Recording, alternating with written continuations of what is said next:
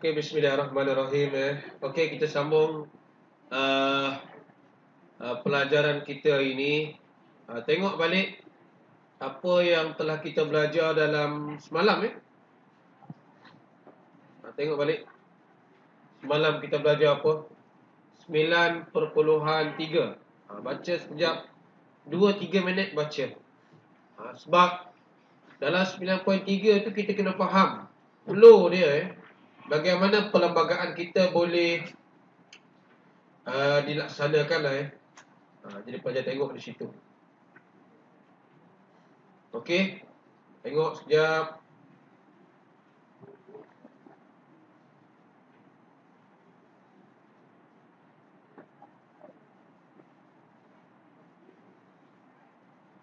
Okey, kerana tajuk kita ini adalah tajuk subtopik yang terakhir. Dalam 2 minggu kita habis bab ni lah. Kita tak nak kata kita lewat, tapi kita agak sedikit terlewat dan terlambat banding kelas di sekolah lain lah. Dia orang dah masuk bab 10. Baik, sila tengok tajuk kita ini. Saya akan bagi latihan hari ini. Dan kita akan tengok sedikit kita satu. Tajuk kita ini. Tengok tajuk. Okey, tengok tajuk kita. So tu Kau tak nampak juga tak tahu dah. Ada yang tak nampak ke? Baik, dalam 9.4 ni kita nak tengok hasil daripada perlembagaan ataupun Suruhanjaya REIT yang telah didapat memorandum. Dia telah dapat pandangan. Hari ini apa hasil dia? Kita nak tengoklah. Dan untuk pengetahuan anak-anak, inilah perlembagaan kita ini. Perlembagaan kita yang dibina, dirancang, digubal, dirangka oleh pakar-pakar daripada luar yang mengambil pandangan dan sensitiviti setiap kaum. Itu faham Baik. Kita tengok yang pertama itu. Baca tengok pada program pertama dekat nota awak, tolong tengok. Bila dia ditandatangani? Okey, dia tarikh dia. 5 Ogos 1957. Tarikh ni mestilah sebelum mereka. Kita kena ada undang-undang yang tetap mampan. Apa tu maksud mampan? Mampan. Apa maksud mampan? Mantap kan? Supaya kita nak undang-undang kita ni dihormati oleh orang luar. Baik. Ini kita panggil sebagai Perjanjian Persekutuan Tanah Melayu. Ini kita panggil dia. Baik, soalan tanya. Apa yang ada dalam perjanjian ni? Okey, tengok. Saya tulis soalan atas. Apakah yang terkandung dalam Perjanjian Persekutuan Tanah Melayu? Okey. Soalan senang aja. Dia minta 4 markah. Cuba tengok sekejap. Dia minta sini. Jawapan kita di bawah ni. Okey. Mula situ Tengok apa jawapan kita. Perkara yang terkandung dalam Perjanjian Persekutuan Tanah Melayu ialah tentang apa? 1. Pengamalan Raja Berperlembagaan. Raja Berperlembagaan maksudnya yang di Persatuan Agong. Sistem demokrasi berparlimen. Semalam kita dah belajar. Ada berapa dalam sistem demokrasi kita semalam? Saya terangkan 2 semalam. Senator dan juga pilihan raya, YB. Senator tidak dipilih melalui pilihan raya. Kewarganegaraan kita macam mana? Ikut jus soli ke atau tidak? Kita tengok Okey. Kedudukan istimewa orang Melayu dan kaum lain. Okey, sampai situ berapa pakar dah? Cuba tengok. 1, 2, 3, 4. Okey. Kedudukan agama Islam dan bahasa. Maka kita tadi 6.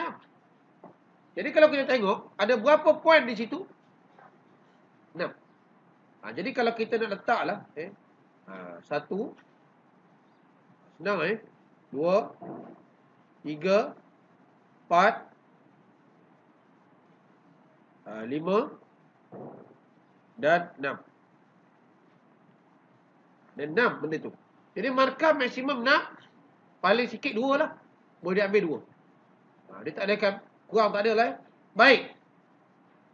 Oleh kerana perjanjian ini dibuat oleh Surajaya Red, nama pun Lord Red, maka siapa yang endorse dia punya perjanjian ni? Siapa yang sahkan? Okey, tengok. Perjanjian ini dibuat Lord Red, serah kepada raja-raja, maka raja-raja kita dengan Sir Donald McGillivray. Siapa dia ni? Pesuruhjaya Tinggi. Kita belum ada lagi, kita masih ada Pesuruhjaya Tinggi. Sebab kita belum dekat. Baik. Dia ni mewakili Ratu Elizabeth lah. Inilah yang kita panggil asas pembentukan kita. Jadi semua kaum, tak kira kaum apa pun, dia mesti faham inilah perjanjian kita. Tak ada ubah. Kalau orang kata petikai tentang agama Islam, sila tengok balik perlembagaan kita. Orang petikaikan tentang bahasa Melayu, tengok balik perlembagaan kita berkaitan dengan bahasa Melayu. Okey, saya bagi masa 1 atau 2 minit, tolong baca sekejap nombor 1 dengan nombor 2. Baca sekejap. Tengok betul. Sebab tingkatan 4 ni dia detail berbanding abang-abang kita tingkatan 5 yang belajar bab ini. Okey. Hari ini ditajuk oleh Nescafe Nescafe taja kan. Kena makan lah Dia proud to be Tiwarian. Tengok. Okey. Baca sekejap supaya kita nampak setiap satu itu fakta huraian. Fakta huraian. Okey. Saya letakkan warna merah ini sebagai fakta lah. Ini fakta. Okey. Tengok sini tentang pengamalan sistem raja berperlembagaan. Pelajar kena faham. Itu raja perlembagaan. Dan sistem demokrasi berparlimen. Baik, ada 2 sini betul? Ada 2 ni. Sebab kalau tengok di atas tadi, raja berperlembagaan, demokrasi berparlimen. Betul? Okey. Kita tengok di sini. Apa itu raja berperlembagaan? Saya letakkan huraian ini dengan warna biru. Pelajar kena beza macam saya buat. Supaya bila kita nak baca nanti, oh ini fakta, ini huraian, ini contoh. Baik. Raja sebagai yang di-Pertuan Agong. Kita dah belajar dah. Berapa tahun sekali? 5 tahun sekali. Dalam bab subtopik sebelum ni kita belajar dia ikut ke kanan. Apa maksud ke kanan? Semalam saya dah sebut. Senior lah dia antara orang yang lama lah. Ikut sistem urutan kita lah. Sistem penggiliran. Seperti yang termaktub. Okey. Kalau pelajar tengok sini, yang di-Pertuan Agong 5 tahun. Semua huraian ni yang ada dalam perlembagaan persekutuan. Tu kita baca sikit. Ini bahasa lama lah Kita masih boleh baca, pelajar. Nampak? Hendaklah, dia baca dulu ejaan gitulah Seorang raja bagi yang di-Pertuan Agong dan kedudukan baginda yang teratas. Maksudnya yang teratas daripada semua orang. Dilantik situlah. Permaisuri Agong digelar Raja Permaisuri yang darjatnya hendaklah berikut kemudian daripada yang Pertuan Agong yang teratas. Masuk bawah sikit lah Dan sebagainya pelajar boleh baca di sini. Nampak? Ini adalah ceraian daripada Perlembagaan Persekutuan Tanah Melayu. Lepas ni kita tengok apa yang ada dalam ini. Kita buka QR code sekejap Perkara 32. Bermasuk di sini, ada berapa huraian? 1. Huraian 1A. Huraian 2A. Huraian 3A. Mungkin ini ialah fakta 1 dan fakta 2. Fakta berapa? Okey. F1 dan F2. Jadi menerangkan tentang huraian F1 saja. Dapat berapa markah? 5. Banyak. Makan 6. Cukup dah 1 je. Kalau kita nak hafal Baik. Yang ketiga. Kewarganegaraan. Saya gunakan warna green. Kita nampak sebelum ni kita belajar warga negara kita melalui prinsip apa? Prinsip apa sebelum ni? Jus soli. Berasaskan jajahan British tinggal berapa lama dan ada syarat-syarat lain. Baik, kita tengok apa syarat yang dia letak. Ini yang diminta oleh masyarakat di tanah Melayu yang dibantah oleh UMNO sebelum ini. UMNO bantah kalau kita tengok balik apa yang kita belajar dalam sini, nampak soal warga negara. Ni pelajar kena faham ni. UMNO dia bantah tentang prinsip jus soli. Dan orang Cina pula dia minta berasaskan kelahiran. Dan daripada sini, adakah orang putih 5 orang tadi? Bukan orang putih 5 orang. Orang putih 3 orang. India seorang. Pakistan seorang. Dengar tak dengar? Yang berada dalam Suruhanjaya Red. Okey, kita tengok. Apa dia buat? Setiap orang yang dilahirkan. Betul pada atau selepas hari merdeka. Dia akan jadi warga negara. Maksudnya lahir di tanah Melayu, automatik jadi warga negara lah. Betul lah. Macam common lah. Walaupun bapa Indon, mak Bangla, automatik jadi rakyat Malaysia. Okey. Dia, okey. Ini huraian. Berapa dah ni? Fakta berapa ni? F3. F3. Ini huraian 3A.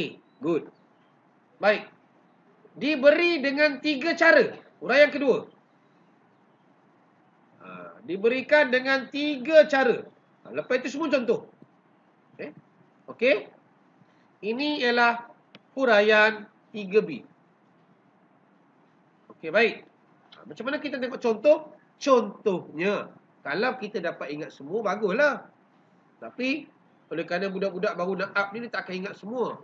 Dia ambil mana yang paling mudah, pantas, cepat. Kita hari ni semua nak cepat je. Nak makan pun segera. Masak Maggi pun Maggi yang tak nak pedas sikit, belilah Korea je sekali makan 2 kali teguk ayam tu.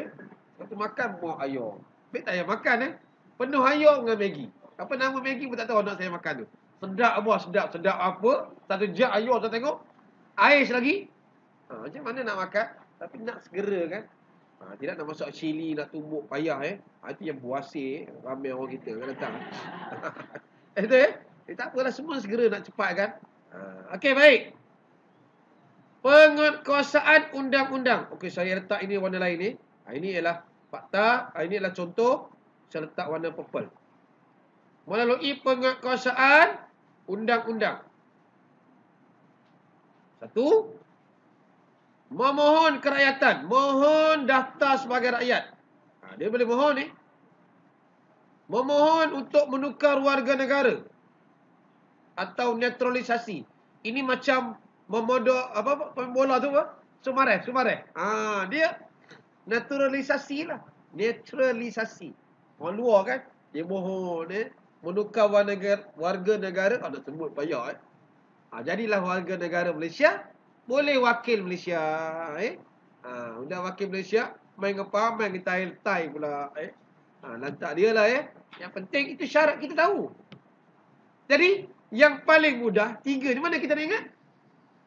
Ingatlah Sumareh. Ingat Sumareh, ingat naturalisasi. Dapat 1 markah. Habis? Faham kan? Oh, jawapan ini Sumareh. Jangan tulis Sumareh. Jangan tulis Sumareh. Tulis ingat saja, ingat. Senang. Dan kita boleh tengok dalam perlembagaan ini, bermaksud contoh ada berapa ni? Ada 3 ini contoh 3A. Contoh 3B. Sini contoh 3B juga. Contoh 3B dan contoh 3C. Oh, banyak dah jawapan ni. Kalau dia nak 8 2 ini awak hafal, awak dapat berapa dah? 3 fakta. Berapa huraian? 5 huraian, 3 contoh. Sudah dapat 5 tambah 3, 8. Tambah 3, 11. Sudah cukup dah. Tapi kena tengok semua Okey, tengok. Nak minta jadi warga negara. Cuba baca sekejap. Awak ni orang luar. Maksudnya sekarang ni mungkin awak ni orang Nepal lah. Awak orang Nepal. Awak nak minta jadi warga negara. Persyarat, tengok baca itu. Ini maksudnya nak jadi warga negara. Okey. Yang pertama tu, tiap-tiap yang sebelum hari merdeka sebelum hari merdeka, sebelum kita tubuh negara lah. Automatik. Lahir dalam negeri persekutuan atau hari selepas merdeka, automatik. Lahir di luar negeri persekutuan atau selepas hari merdeka, ada syarat dia. Bapaknya warga negara pada masa ia lahir dan sama ada. Banyak benda pening paling kita nak baca. Jadi kau baca tu jadi kita nampak bukan senang nak jadi warga negara. Jadi jagalah kita punya IC elok-elok, warga negara Malaysia, supaya kita taklah sukar-sukar pula. Senang-senang tukar warga negara, sukar-sukar pula. Mana tahu esok kau jumpa negro UTP makan di KFC, kau kenal udah jadi warga negara negro. Tukar. Duduk di sana. Bibir nipis, tukar jadi tebal. Dah tebal benar bibir. Nak balik Malaysia, udah jadi orang luar. Walaupun balik kampung Sentang, tapi tetap orang Afrika. Kita nampak Jangan suka-sukalah kita hati-hati. Bukan senang dah tadi warga negara luar, nak mohon balik warga negara Malaysia. Bukan hari ni kita tengok ada juga orang macam itu Dia dah belajar di luar negara, dia dah tukar warga negara dan mula tunjuk sikap mengutuk Malaysia pula. Malaysia ini tak mahulah Okey, baik. Okey, tengok nombor 3 tu. Nombor 3 tolong tengok sekejap. Bagaimana kepentingan orang Melayu? Ini fakta yang keberapa? Fakta yang keempat. Okey, good. Pelajar tengok. Kedudukan istimewa orang Melayu dan kaum lain. Okey. Kalau tengok fakta ini adalah fakta yang keempat. Pelajar. Apa yang orang Melayu dan kaum lain dapat? Kita nampak di sini, walaupun dia kata orang Melayu, tapi dalam baris ketiga ni semua rakyat mempunyai hak dan kewajipan yang sama. Tetapi kita nampak rakyat keturunan Melayu diberikan beberapa keutamaan. Sebab apa? Kalau soalan tanya sebab apa dia bagi keutamaan pula? Saya pun lahir sebelah rumah dia. Sebab dia ini ialah rakyat asli tanah Melayu. Rakyat asal tanah Melayu. Jadi kita nampak di situ. Kaum lain sama mereka tetap dipelihara, nampak sini dipelihara dan dilindungi. Kita jaga semua. Siapa yang lindung kita? Yang di-Pertuan Agong lah. Kalau tak percaya tengok 153 ni. Perkara 153. Selalu awak dengar orang cakap, jangan kita main-mainkan perkara 153.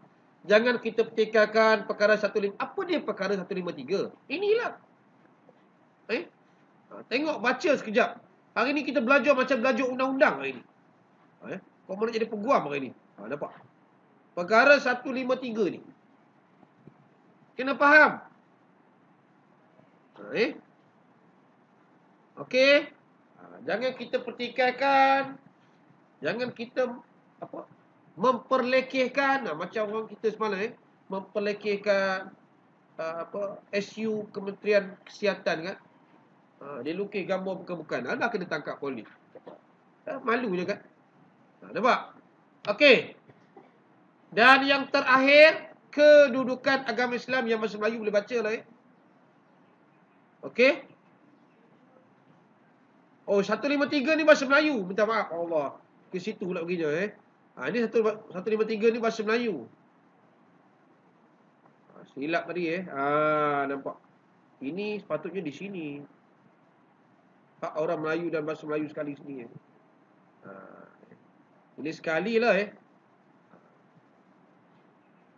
Kita nampak situ bertanggungjawab menjaga kedudukan istimewa orang Melayu. Ini bahasa Melayu. Ada bawah ni. Perkara 152. Dia Melayu juga. Okey, tolong baca je. Yang ini saya pun bahasa undang-undang ni malas lah sebab kamu nak jadi peguam kan. Ada cita-cita nak jadi peguam ke? Kenapa tak nak? Baguslah. Ini perkara 153 hak istimewa orang Melayu. Perkara 152 berkaitan dengan bahasa Melayu. Tolong tengok. Ada tak perkara 151 sini? Ada tak perkara 151? Dia tak ada sebab undang-undang ni cikgu pun bukan pakar sangat ni. Kita hanya ikut ini. Tapi kalau peguam dia hafal. Awak jadi peguam, awak hafal satu persatu ni. Minta maaf Tuan Hakim, ini perkara. Dia buka buku, tunjuk. Maka kita kena akur. Tengok dekat parlimen, kat ahli parlimen kita keluar. Dia tak hormat perkara ini. Dia bacanya. Maka kena. Kalau kita di sekolah buka, minta maaf tak hormat perkara disiplin 6.1 ceraian 4. Dah. Baru nampak. Macam peguam kita kan. Saya sebagai pengawas, saya akan baca kesalahan kamu. 7.1 ceraian 1B. Ada. Dan kita hafal lah tu. Orang rujuk. Betul rupanya. Memang layak dia jadi pengawal. Ini pengawal macam mawih, tak nak hafal. Apa kesalahan pun tak tahu. Dia pun sama juga masalah. Dia pun tak datang lambat juga. Nak tangkap orang macam mana. Okey. Okey, baik. Kedudukan agama Islam. Agama Islam sebagai agama rasmi. Agama lain juga digunakan. Ini penting ni bahasa Melayu ni. Bahasa Melayu sebagai bahasa kebangsaan. Ini gunalah bahasa Melayu. Cakaplah bahasa Melayu. Tapi tengok wartawan-wartawan kita sewaktu dengan isu kesihatan ditanya, cakap bahasa Inggeris kan? Gunalah bahasa Melayu sebab orang nak tengok kita dalam satu majlis rasmi. Tak kisahlah kamu daripada wartawan mana pun. Jadi kamu rakyat Malaysia, gunalah. Pada saya lah, kita patutnya agungkan bahasa Melayu ini. Cakaplah Okey. Akhirnya kita nampak inilah yang pelajar kena ingat. Okay. Yang pertama tengok balik kalau kita tak buku sudah je. Yang pertama tadi apa kita belajar? F1. Raja berperlembagaan. Demokrasi berparlimen. 3. Kewarganegaraan. 4. Agama hak istimewa orang Melayu. 5. Agama Islam. 6. Bahasa. Senang je nak hafal sebenarnya. Fakta. Kalau soalan itu fakta, awak akan dapat 6 fakta. Tapi cuma huraian lah. Huraian itu yang akan menyebabkan kita terkolap sikit dapat markah tu. Orang Terengganu tahu, kita kolap pun tahu. Tak tahu tak apa. Kita tanya Alif lah. Apa itu terkolap? Baik. Tengok, baca sekejap. Habis kita bab ini. Kita flashback balik. Apa yang kita belajar? Usaha rundingan kemerdekaan. Ini kita belajar bagaimana Tunku Abdul Rahman pergi ke mana? London. Good. Kita belajar tentang, saya kecilkan sikit, peranan Suruhanjaya Perlembagaan. Ini ialah Suruhanjaya Red.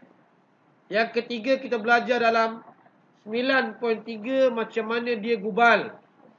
Senang aja nak gubal. Salah satunya dia buat memorandum. Dan akhirnya kita belajar tentang 5 ini. 5 ini kita belajar hari ini. Okey. Senang ke susah bab ini? Jadi senang ke susah? Itu saja. Pada pandangan awak lah. Cuba kita tengok sedikit soalan. Ini gambar Tunku Abdul Rahman balik di Bandar Hilir. Bandar Hilir, dia balik lah Okey, kita tengok bagaimana suasana, berapa orang sambut. Kita ingat balik, sambut ramai ni. Yang hantar je dah 10,000. Okey. Dan daripada sini kita tengok lagi. Ini adalah gambar rundingan ke London rombongan London. Ini yang mengantornya 10,000 orang. Ini waktu mengadakan ini ikut kronologi Dia ikut kronologi satu persatu. Dan kita nampak situ Dan cuba tengok soalan kita tu. Cuba tengok sekejap. Cuba tengok soalan, jangan buka buku. Awak fikir sekejap. Kita nak cuba jawab kertas satu ni. Pengenalan Persekutuan Tanah Melayu ini menggantikan Malaya Union. Dan pilihan raya 1955 yang Parti Perikatan menang. Okey, tengok. Dia tanya apakah kesan? Apakah kesan dia?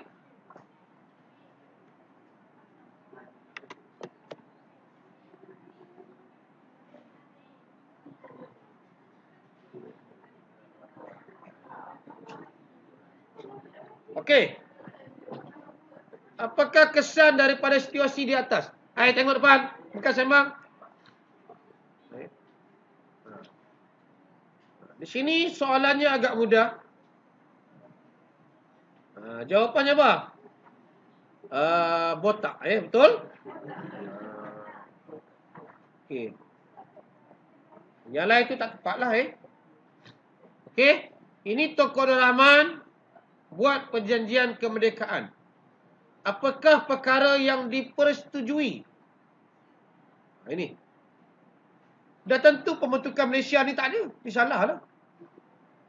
Apa yang dia buat ni? Tengok gambar. 8 Februari 1956. 56 Sistem ahli ni 51. Hari ni pun tak ada lah. Apa pula kaitan tu buat majlis raja-raja? Tengok. Kita kena tengok. Bila dapat jawapan tu, kita kena gunakan kaedah potong macam itu. Mana yang logik? Dan yang ketiga ini. 8 Mac 1956. Pembentukan Suruhanjaya Bebas. Apakah peranan Suruhanjaya ini? Automatik pelajar terus dah cunting. Oh, Suruhanjaya Red. Apa peranan Suruhanjaya Red? Dah tentu B dia tak ada kaitan. Dah tentu A tak ada kaitan. Jawapannya ialah merangka. Okey. Ini soalan dalam buku teks. Tengok soalan yang ada dalam modul kita.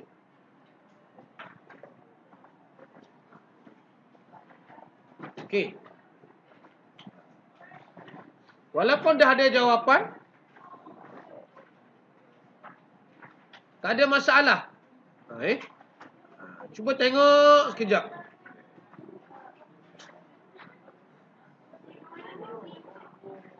Kertas satu awak buka, bawa kertas dua tak apa, kita tengok kertas satu dulu. Okey. Jadi pelajar kena cuba latih untuk menjawab soalan ini. Lepas ini kita nak jawab soalan buku teks tu. Baik. Kita tengok sama-sama bermula daripada 9.2. Berapa orang yang betul state kertas satu ni? Kena cuba jawab Cuba jawab dulu. Jangan tengok jawapan dulu, cuba jawab. Baru tengok jawapan. Cuba dan jaya. Okey, cuba jawab dulu. Dan kita tengok juga kertas dua barulah kertas dua kita nak tengok.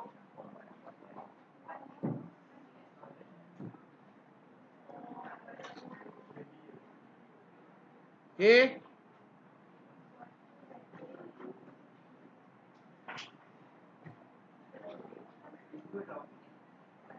Okey, cuba jawab dulu.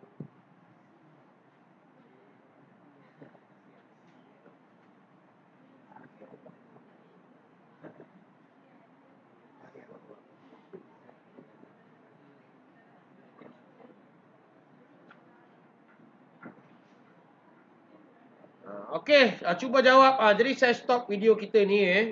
Saya harap lepas ni kita akan bincang tentang cara menjawab